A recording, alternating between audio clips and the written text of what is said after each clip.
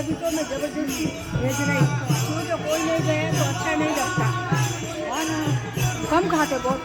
और वास्तु शांति का भी